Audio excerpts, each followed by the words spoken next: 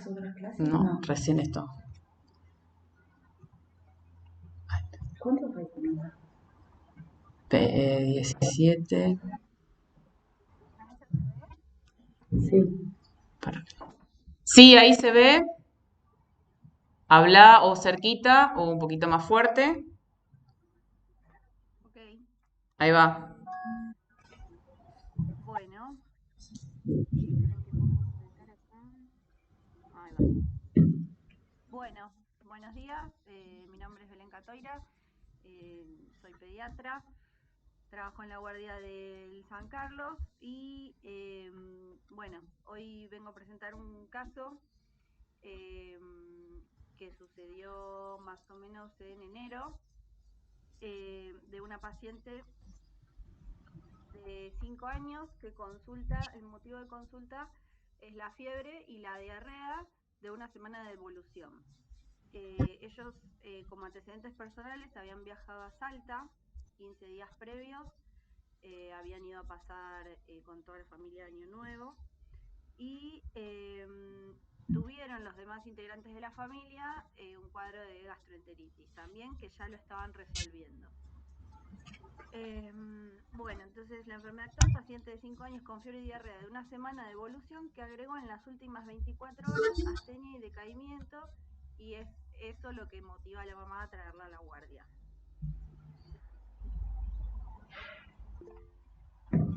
El examen físico se encontraba en regular estado general, estaba pálida, asténica, estaba afebril, tenía una temperatura de 36 grados, en el aspecto respiratorio estaba eumnéica, tenía una leve taquicardia de 120 por minuto, pero bueno, los pulsos estaban simétricos, presentes, normales, y el relleno capilar estaba conservado.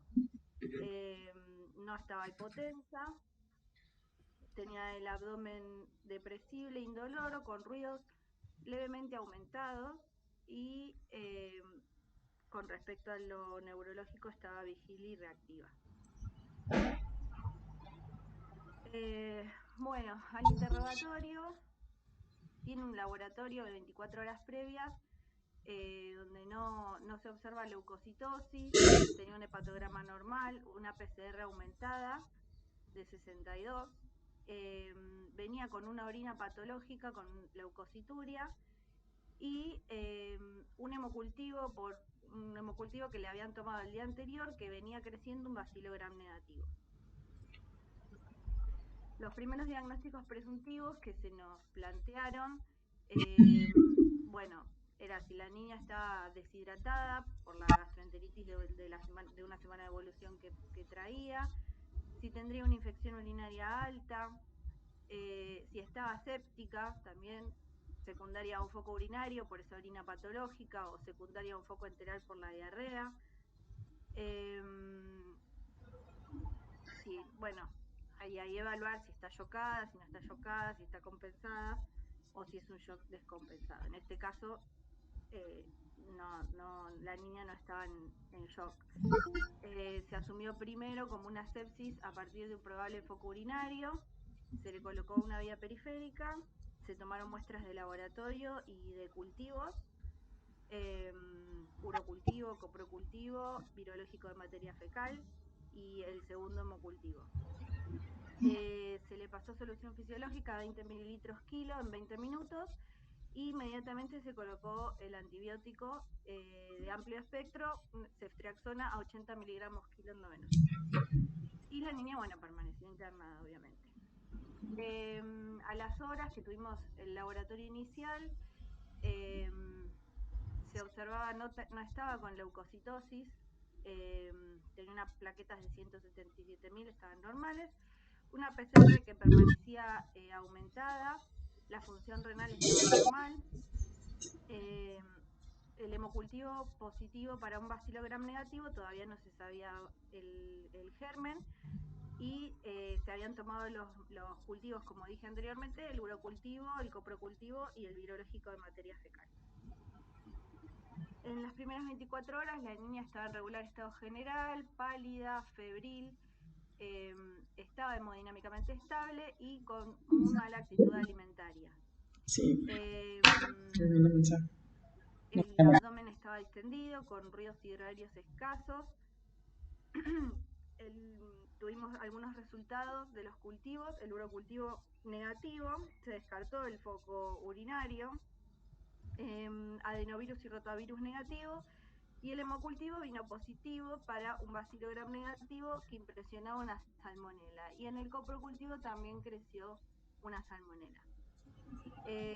Se le realizó de inicio una ecografía abdominal y renal que solo mostraba adenopatías ganglionares mesentéricas y líquido interano, acorde, digamos, al cuadro de gastroenteritis que estaba teniendo.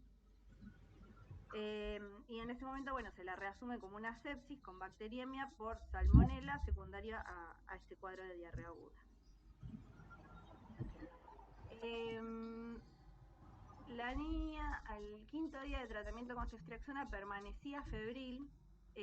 Ya teníamos la sensibilidad del coprocultivo, era sensible a todos los antibióticos y sobre todo, bueno, con la ceftriaxona estaba bien cubierta. Pero persistía febril, con regular estado general y persistía la diarrea. Se realizan interconsultas con cardiología y con infectología, se repite el laboratorio, donde se ve que la PCR está mejorada, los hemocultivos de control fueron negativos. Se realiza una nueva ecografía abdominal y renal, que no muestra muchas diferencias con la anterior, salvo una ligera esplenomegalia, y se realiza un ecodoppler, ¿cómo se llama? Un ecocardio con ecodoppler y una tomografía de abdomen con doble contraste para buscar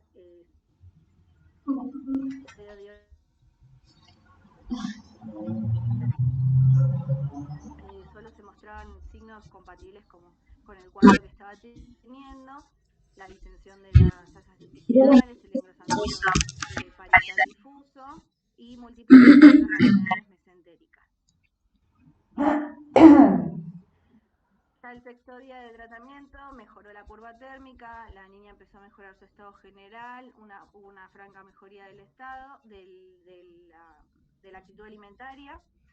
Cumplió los 10 días de tratamiento antibiótico con ceftriaxona y se fue a cumplir a su casa con cefixima vía oral a cumplir 14 días totales.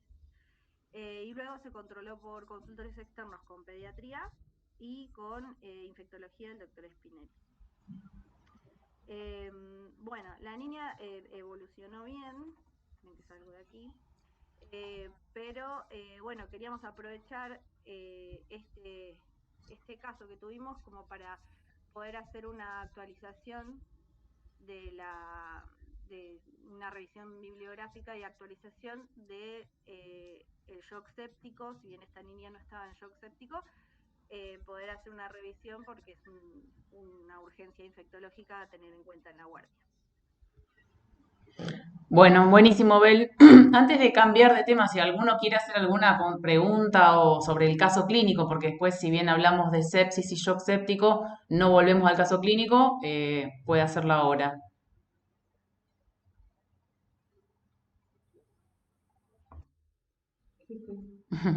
Bueno, si no, dale, Javi, compartí vos lo tuyo. Sí. La madre tuvo sepsis, cultivó, a ver. Ah, pues la madre terminó internada. Bien. Bueno, buen día a todos. Yo soy Javier Gallo, soy pediatra del servicio de Sanatorio Carlos. Y bueno, como decía mi compañera Belén, aprovechamos este caso como para hacer una breve actualización sobre los últimos consensos, protocolos y recomendaciones que hay sobre sepsis y shock séptico, qué difícil decir shock séptico, focalizado principalmente en la primera hora de reconocimiento y atención del shock séptico, que es quizás algo muy relevante a tener en cuenta en la urgencia de guardia, ¿sí? Así que van a ver que está como la actualización focalizada en eso. Entonces,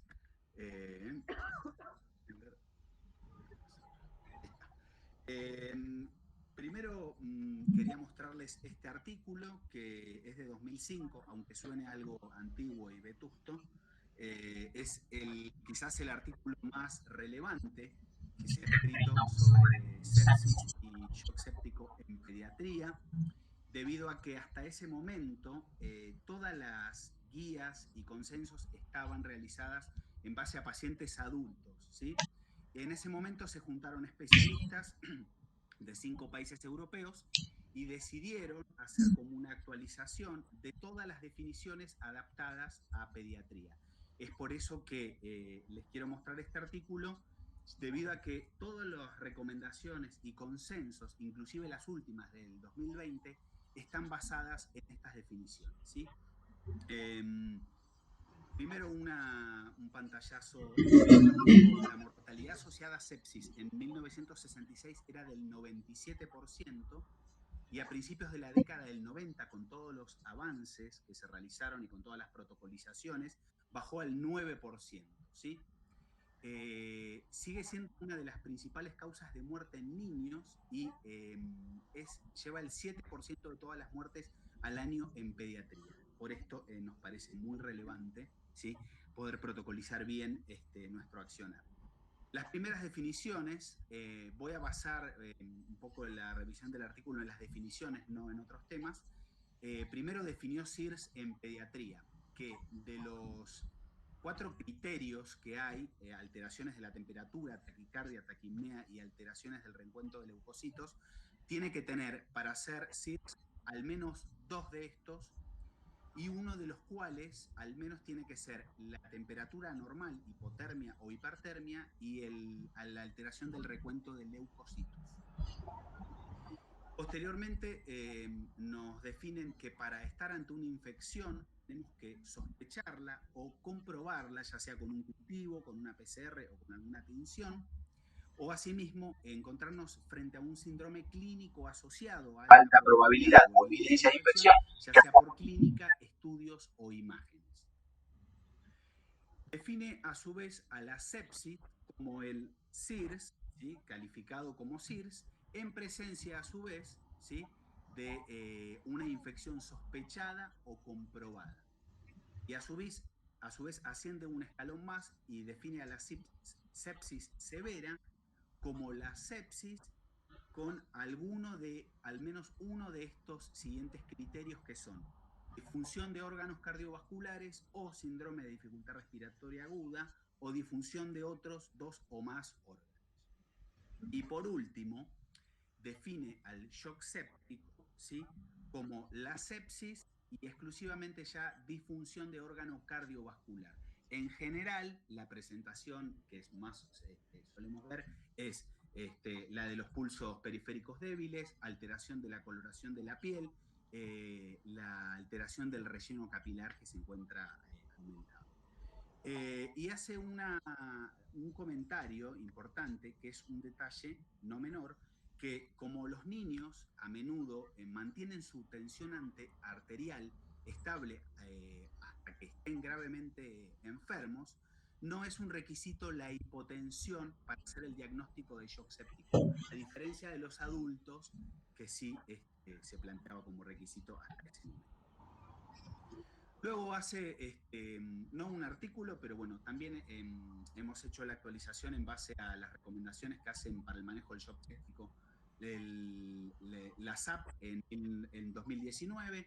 Se usaron las guías de protocolo de medicina ambulatoria del Garrahan y las recomendaciones del Surviving Sepsis Campaign, y también hacen una disquisición sobre el shock séptico frío y caliente. Claramente hay que aclarar que esto es algo dinámico, no es algo estático, no es que un paciente va a presentar o shock frío o shock caliente, pero sí es importante tener en claro que esto puede variar en cada uno de los pacientes, y esto sí, vamos a ver al final, que es importante para determinar qué tipo de tratamiento con inotrópicos vamos a implementar de ser necesario. El shock séptico que más, la presentación más clásica es la del shock frío, donde tenemos un bajo gasto cardíaco y una alta resistencia periférica, y por ende la sintomatología y la clínica que el paciente va a presentar va a ser piel fría y moteada, relleno capilar lento y pulsos débiles. Y el shock caliente, al contrario, presenta alto gasto cardíaco con baja resistencia periférica, y por ende su clínica y sintomatología se va a manifestar con piel caliente y roja, relleno acortado y pulsos saltones. Ahora sí vamos a centrarnos un poco en cuál es nuestro accionar, o cuál debe ser nuestro accionar en esta primera hora de una sospecha de un shock séptico. Es importantísimo lo que uno haga durante esta hora, debido a que esto es lo que va a determinar la mortalidad, ¿sí?, que va a tener el paciente si hacemos un buen reconocimiento y un buen accionar diagnóstico y terapéutico en esta hora. Por eso la llamamos la hora de oro en el shock séptico. Todas las guías también hacen hincapié en dos cuestiones que me parecen relevantes. Primero, dicen que hay que tratar de no hacer, o no es la intención hacer un protocolo general para este accionar, debido a que cada centro debería tener un protocolo adaptado a su capacidad y a sus posibilidades. Y a su vez dan una gran relevancia a que haya una organización en el accionar en esta primera hora, con un líder que guíe la situación y con, obviamente, personal calificado que pueda actuar acorde a los requerimientos del paciente.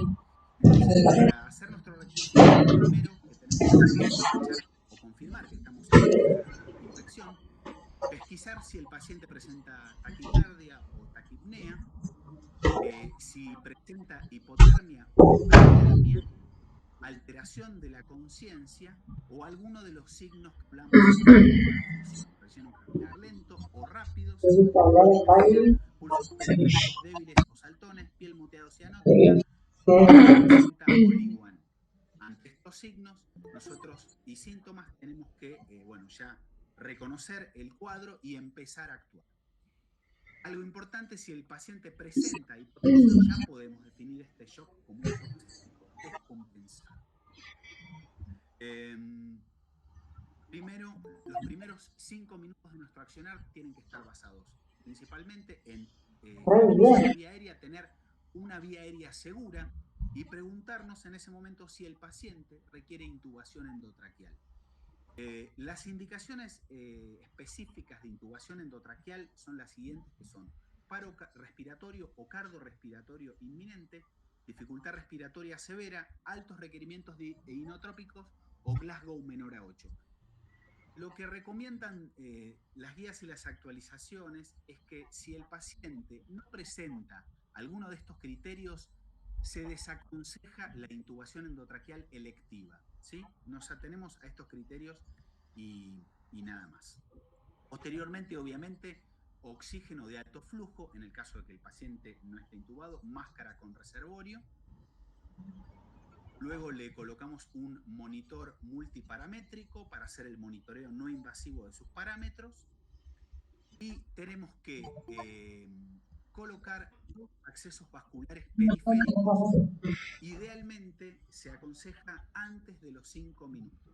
Si no logramos colocar dos accesos periféricos antes de los 5 minutos, ya automáticamente nos invitan a pensar en colocar una vía intraósea, debido a que no hay que demorar de ninguna manera un acceso vascular seguro para poder implementar la terapéutica de fluidos. Por supuesto, si el paciente necesita una vía intraósea, se sugiere sedar con ketamina. Y obviamente, si el paciente presenta catéteres implantables o algún otro catéter que nos pueda ayudar en la terapéutica de fluidos, de tratamiento antibiótico y demás, obviamente habilitados. Pasamos ahora sí al minuto 5 a 30, donde vamos a empezar con la terapia de fluidos. Algo muy importante, se sugiere comenzar con bolos de solución fisiológica a 20 mililitros kilo, los cuales se deben pasar entre 5 y 10 minutos. Se sugiere no realizar estos bolos ni con bomba, debido a que muchas veces el goteo al que está capacitado la bomba para alcanzar no llega al requerimiento del push, ni tampoco en goteo libre con la clásica modalidad chapita abierta, debido a que eso nos puede llegar a perder el control del volumen que estamos aplicando. Entonces se sugieren hacer push con jeringas de 20 a 60 mililitros, calculando 20 mililitros. Tenemos que hacer expansiones hasta alcanzar al menos los 40 o 60 mililitros kilo en 30 minutos.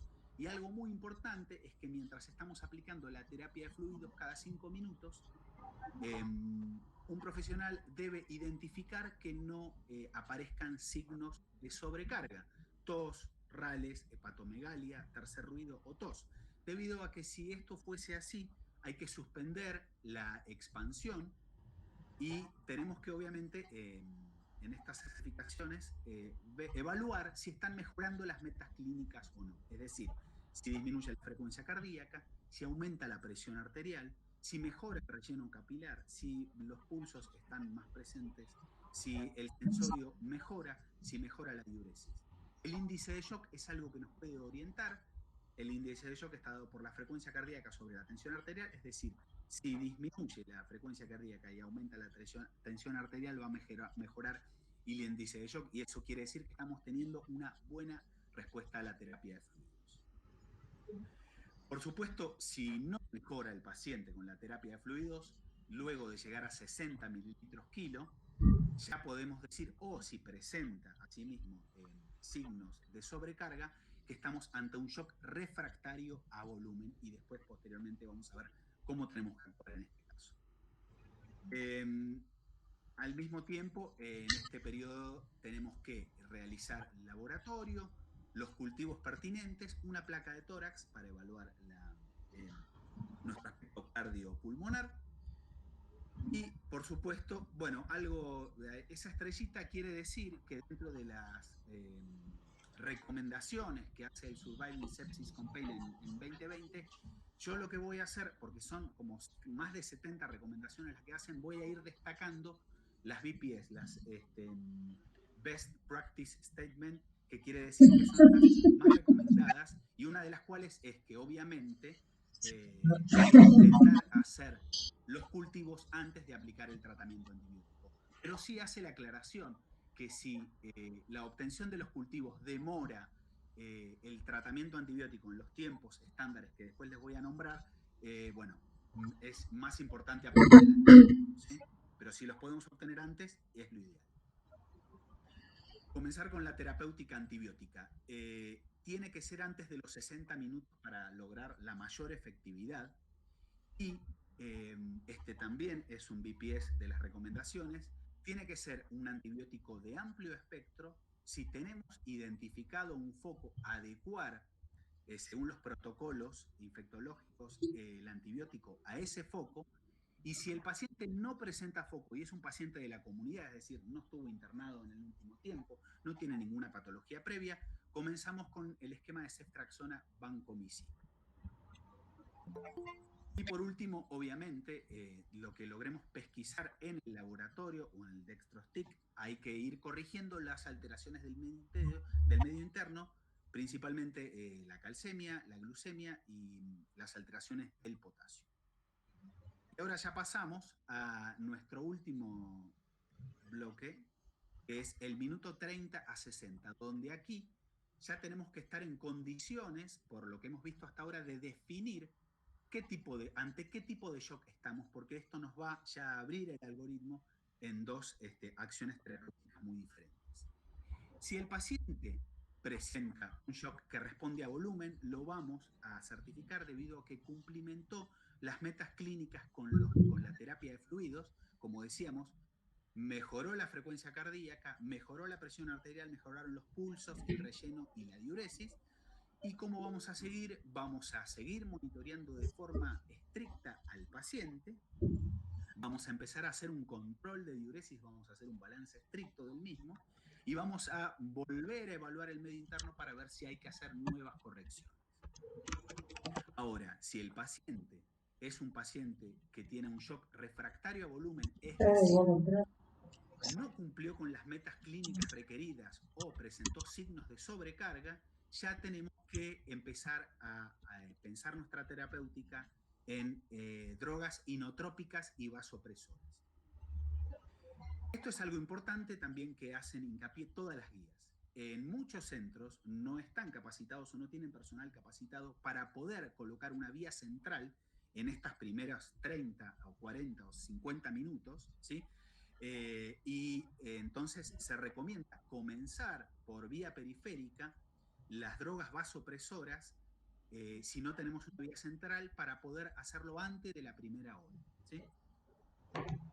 Posteriormente, acá les muestro las dosis, por eso les decía que es importante a veces detectar si es un shock frío o un shock caliente, debido a que un shock frío vamos a comenzar con adrenalina a 0,1 gamma kilo minuto y shock caliente con noradrenalina a 0,1 gamma kilo minuto. Estas son las drogas de primera elección. Si no tenemos estas drogas, se puede utilizar como droga de segunda elección la dopamina.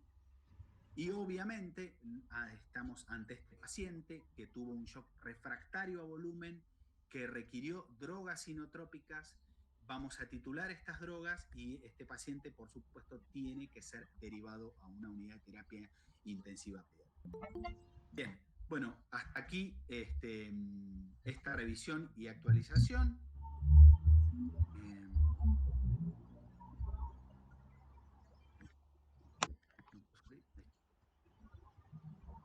Buenísimo, Javi. Ahí falta Fer. Si no hay ningún comentario ni nada, seguimos con Fer y después, si quieren, hacemos comentarios al final, si les parece.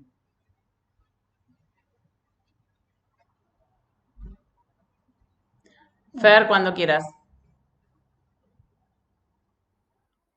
Bueno, ¿se escucha? Sí, perfecto. Ahí voy.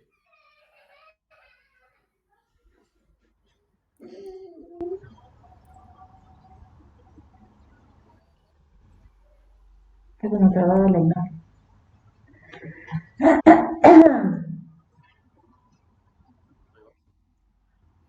Ahí quedaste frisado, a ver si volvés.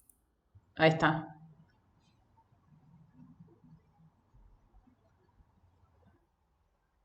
El único tema de A ver, díganme cuando se... No. todavía estás frisado. ¿verdad?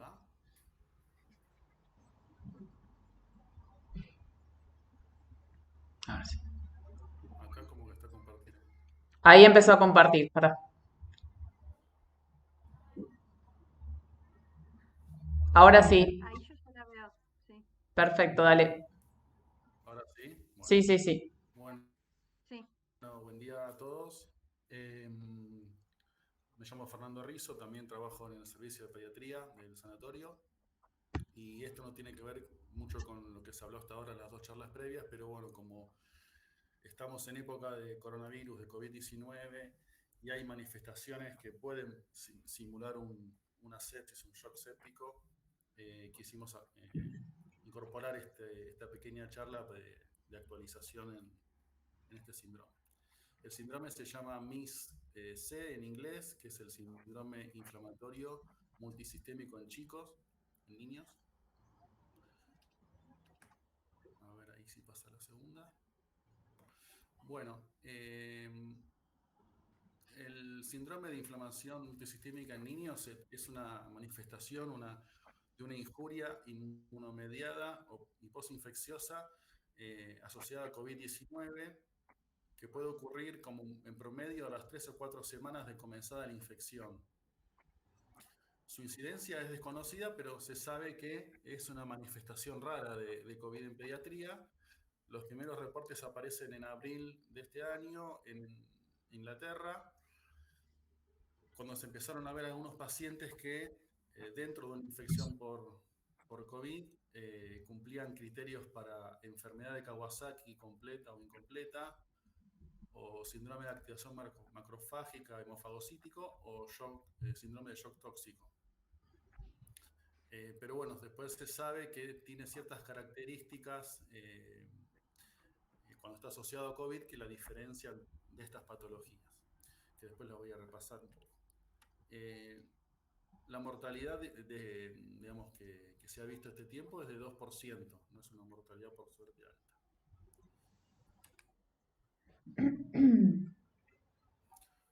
Bueno, este es un esquema donde está graficada la severidad de la enfermedad en la línea de tiempo.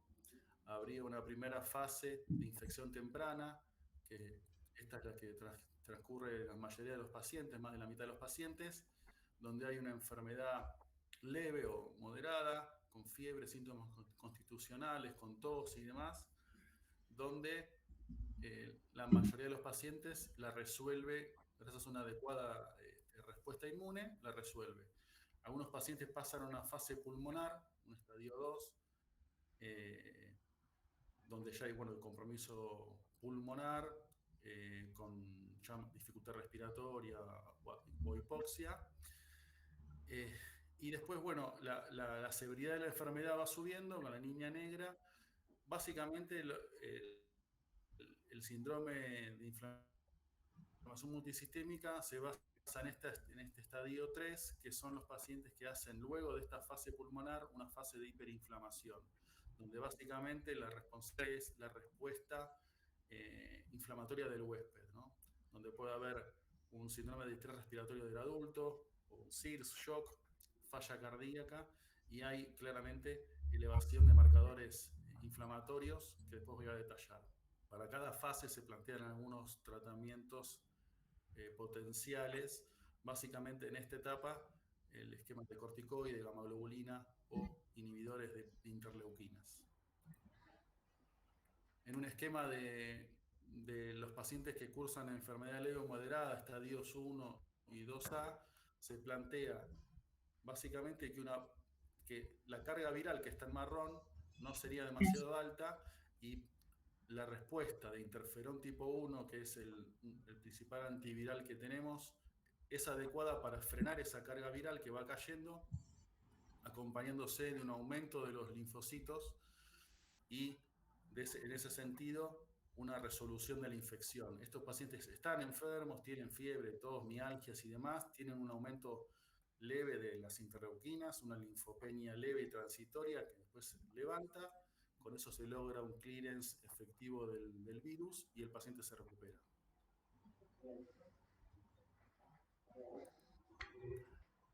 Paciente grave, el estadio 2B o 3, que el 3 era el síndrome inflamatorio, se basa, quizá propone, ¿no?, la causa de una carga viral elevada, con una respuesta inadecuada o retrasada del interferón, no permite frenar la replicación viral y se produce una cascada inflamatoria retroalimentada que hace que la enfermedad sea más severa, con un aumento importantísimo de citoquinas, con lo que se llama la tormenta de citoquinas, con daño secundario de órganos a distancia.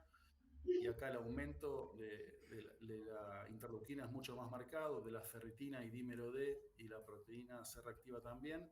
Y la linfopenia, fíjense que nunca levanta nivel adecuado de linfocitos como para pelearle la replicación viral.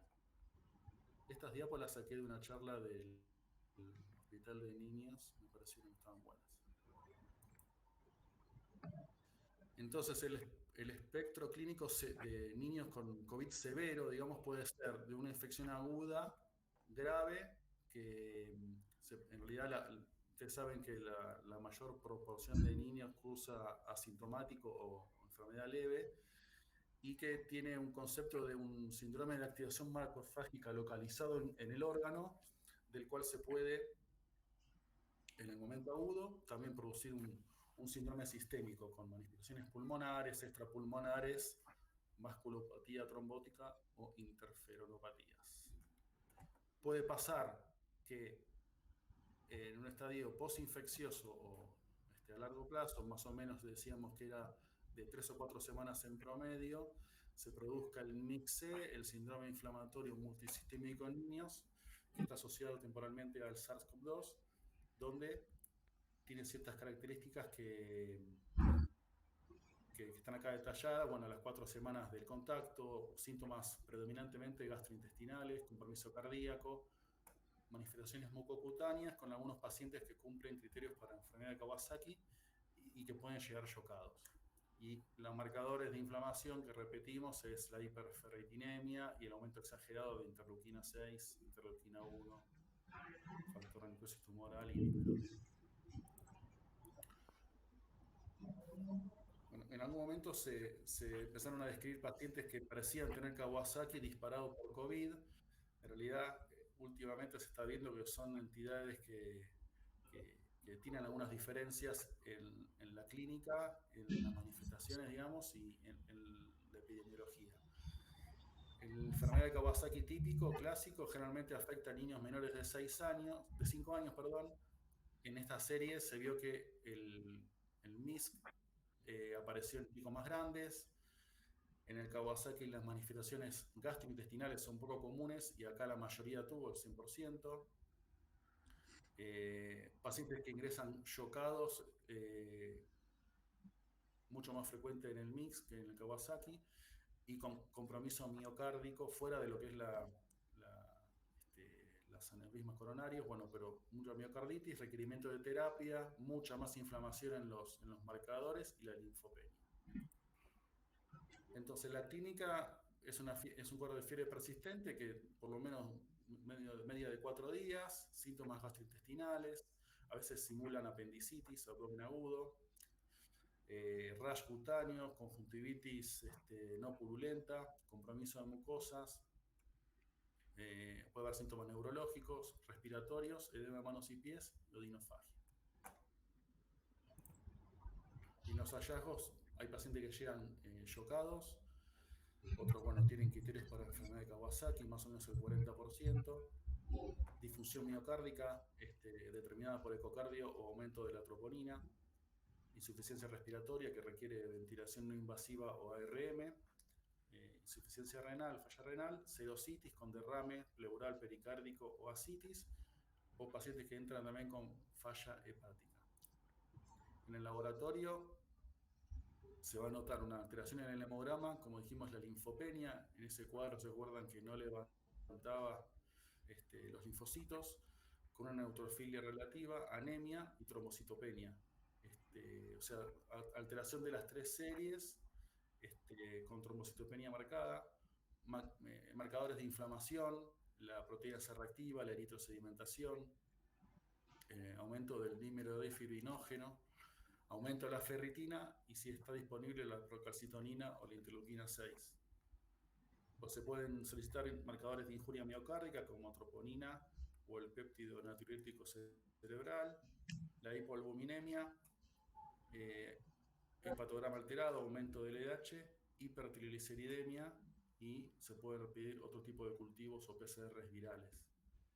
Tiene algunas características parecidas al hemofagocítico, pero con diferencia, por ejemplo, el eritro, que en el hemofagocítico disminuye por hipofibrinogenemia, pero algunas tienen similares. No se pusieron de acuerdo todavía en la definición de caso. A ver si pasa. Ahí, a ver, sí. Hay 2 definiciones de caso que están siendo más relevantes, una que la hizo el CDC y otra la OMS. Son similares, se sobreponen en algunos puntos, pero básicamente habla de la edad, en este caso menos de 21 años, una presentación clínica consistente con el MIC-C que incluya todo lo siguiente, que es fiebre, evidencia de inflamación con estos marcadores que les contaba recién. En el CDC requiere que esté internado el paciente como criterio para definición y que tenga por lo menos compromiso de 2 órganos, que puede ser toda esta lista, cardiovascular, respiratorio, etc.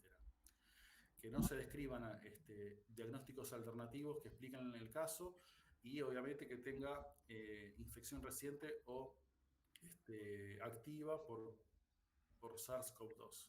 ya sea por PCR viral, serología, antígeno o que haya tenido contacto con casos positivos. Y la OMS, ya está, muy parecido, baja a 19 años, la fiebre 3 días, la OMS no pone no necesita que esté internado el paciente. Los síntomas clínicos, signos clínicos son dos por lo menos los siguientes: puede haber rash, conjuntivitis no purulenta, inflamación de mucosas oral, un edema manos y pies, shock o hipotensión, disfunción miocárdica, pericarditis, valvulitis y demás, evidencia de coagulopatía y síntomas gastrointestinales. También, como criterio necesario, los marcadores de inflamación, eritro, PCR, procalcitonina, no otras causas que expliquen la inflamación y la evidencia del SARS, por lo mismo que dije recién en el CDC. El manejo de estos pacientes es un manejo de alta complejidad, necesita la mayoría internarse en terapia intensiva pediátrica con un enfoque multidisciplinario, participando de las decisiones un pediatra intensivista, infectología, reumatología, cardiología y hematología. Generalmente se lo cubre con antibióticos hasta ver los cultivos, antibióticos de amplio espectro. Se discute el uso de antivirales en aquellos pacientes que dentro del MIC-C tengan todavía PCR virales para COVID positiva, el Remdesivir. Se discuten esos pacientes. Y después lo que hablan los artículos es enfocar el tratamiento básicamente a la forma de presentación. Si se parece o tiene criterios de enfermedad de Kawasaki, el uso de gamma globulina, en otros casos corticoides o inhibidores de interleuquina 6, el tocilizumab, o IL-1B, que es la anquilina, que no hay en Argentina. Y obviamente el tratamiento de shock, lo que necesita el paciente, inotrópicos y demás. Entonces, acá básicamente es, en este cuadro, el paciente que, enfocándome acá, niño enfermo que viene shockado, o con shock tóxico similar a shock tóxico, se hace todo el panel de estudios, la intervención de los especialistas, antibióticos empíricos, y si tiene la PCR positiva por COVID, se recomienda o se piensa en antivirales, aparte de la gamma. El que parece más un Kawasaki, la gamma, la aspirina, y valorar los corticoides. El que tiene un compromiso miocárdico, también todo, gamma, corticoides, y el uso de inmunosupresores. Pero bueno, esto se escapa un poco a los pediatras, ahí es un pantallazo, pero es un tratamiento complejo. Y acá les presento casi lo último, ya es un artículo que se presentó el 2 de julio en el New England, donde describen una serie de pacientes, multicéntrico con 186 casos en Estados Unidos. La edad media fue de 8 años, 62% de varones, la mayoría no tenía factores de riesgo, eran sanos. El 88% requirió internación con 80% de terapia y 20% de pacientes ventilados, con casi la mitad recibiendo inotrópicos y el 2% de mortalidad. 40% cumplía criterios de enfermedad de Kawasaki, y los órganos más afectados en esta serie fueron el gastrointestinal, seguido por cardiovascular, hematológico, mucocutáneo, respiratorio y otros estudios. En esta serie la mayoría recibió gamma globulina, 3/4 de pacientes, la mitad recibió curso de corticoides y una minoría el tocilizumab y el otro que no. Entonces, como conclusión, es una manifestación rara de COVID en pediatría, es generalmente tardía. Hay casos que se han presentado a la semana de evolución en un rango de 7 a 50 días, pero la mayoría la presentan en el día 25, por lo cual, en donde se vio este pico de casos, lo han visto corrido del pico de adultos o el pico de casos en cada lugar. Se vio estas manifestaciones de MIC-C a las 3 o 4 semanas. Uno podría esperar en Argentina, si estamos en el pico ahora, que dentro de un mes o 3 semanas algún paciente pueda aparecer. Tiene una clínica variada, depende del sistema que afecte, una mortalidad baja con el tratamiento y que requiere un abordaje multi-interdisciplinario. Bueno, ahí termino. Hola.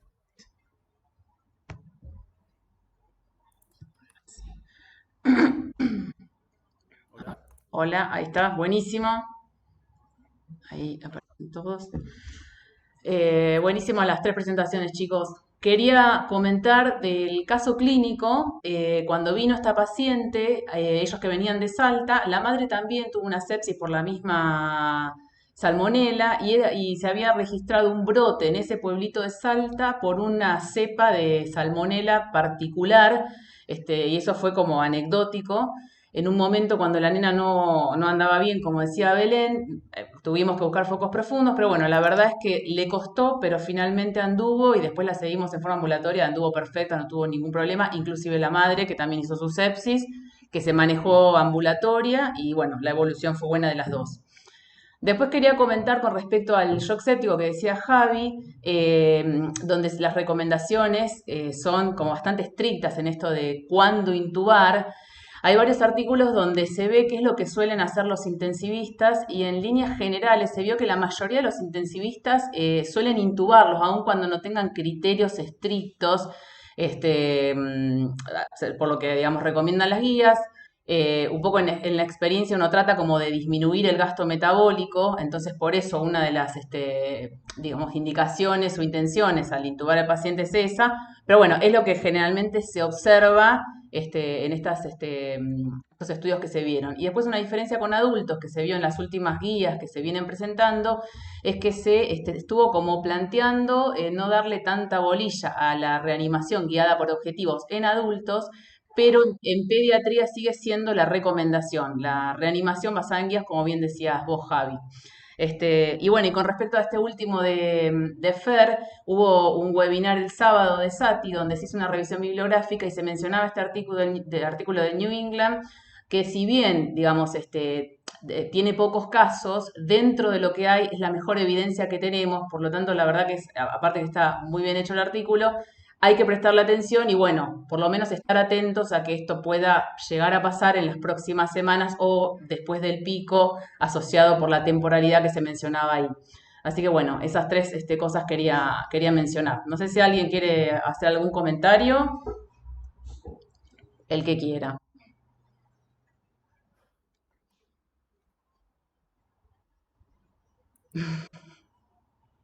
Hola, ¿puedo hacer una pregunta? Sí, claro. Bueno, mi nombre es Sebastián Hidera y también trabajo en el Sanatorio San Carlos. Yo quería comentar algo respecto de, bueno, primero las tres presentaciones excelentes, la verdad, excelentes las tres presentaciones. Yo quería hacer una consulta respecto de cuando se habla del SIRS, ¿sí? De síndrome de respuesta inflamatoria sistémica como el primer paso. Personalmente a mí me cuesta pensar a un paciente que llega a la consulta con fiebre, que probablemente esté taquicárdico y probablemente esté taquipnéico y que por lo tanto reúna los criterios como que pueda desembocar en o cumplir todos los pasos. No sé si me explico. Me cuesta pensarlo así, ¿sí? Eh, Entonces por eso la pregunta es si son tan estrictos esos criterios o cómo en realidad lo vive el resto o lo viven ustedes. bueno, sí, como dijo Javi, no sé si querés comentar vos, Javi, responder vos. No, en realidad sí, es cierto eso. O sea, cualquier paciente que nos va a llegar febril, nos va a llegar taquicárdico, quizás taquipnéico, y prácticamente muy pocos pacientes van a presentar en la evolución. Pero en realidad también hacen después como mucho hincapié en la cuestión de la disfunción cardiovascular, es decir, más sobre todo ya cuando pasa la cuestión de pulsos, relleno capilar, coloración de la piel y demás. Sí, es cierto, digamos, que cualquier paciente que venga con esa sintomatología es difícil como creer que, o pensarlo como si fuese un shock séptico. Yo creo que es cuando se agrega la disfunción cardiovascular, uno ya lo empieza a pensar más y sobre todo cuando ve que empieza a necesitar o la terapia de fluidos o un diagnóstico, digamos, como un poco más invasivo. No sé si querés agregar algo. Sí, y aparte lo que cuando vos bien mencionás y definís el CIRS, justamente no pueden solamente ser criterios la taquicardia y la taquipnea, porque prácticamente todos los niños van a estar taquicárdicos y taquipnéicos. Entonces, sí o sí tiene que haber la alteración de los leucocitos y la alteración en el valor de la temperatura, sí o sí, eso ser uno de los criterios. Entonces, el objetivo de esto, más que ser un algoritmo que vos vas a seguir estrictamente, es, digamos, algo que te tiene que acercar a sospecharlo para que no se te pase. Si vos lo pensás, no se te va a pasar. Entonces, vos tenés un paciente taquicárdico con fiebre y lo tenés que pensar. Después lo descartarás en función de digamos, de los resultados que tengas y de la evolución clínica. Pero lo primero que haces con esos datos es pensarlo. Entonces, no te bases solamente en la taquicardia y la taquipnea, sino tenés que sumar al otro. Y es preferible siempre hacer de más que, digamos, que se te escape el diagnóstico.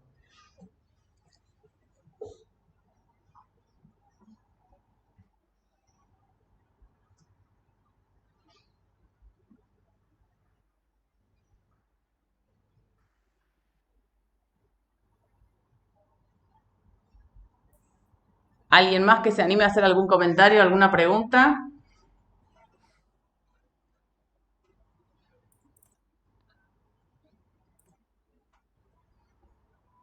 Bueno, Yo los volvería a invitar para ver si quieren presentar algún caso. bueno, la verdad que buenísimo, los tres chicos nos encantó. A todo el resto, gracias por participar y desde el sanatorio los invitamos a que cuando quieran participar y presentar algún caso o discutir algún tema, se comuniquen con nosotros, el espacio está. La idea es seguir compartiendo estos ateneos. Nos podemos contactar escribiéndonos al mail que es pediatria@gmail.com. Así que cuando quieran, estamos en contacto. Muchas gracias, chicos. Gracias, hasta luego. Nos vemos. Chao, chao. Bueno, re Ay, bien. buenísimo, me encantó. La Ganó verdad un montón de gente. que... Sí, boludo. Eso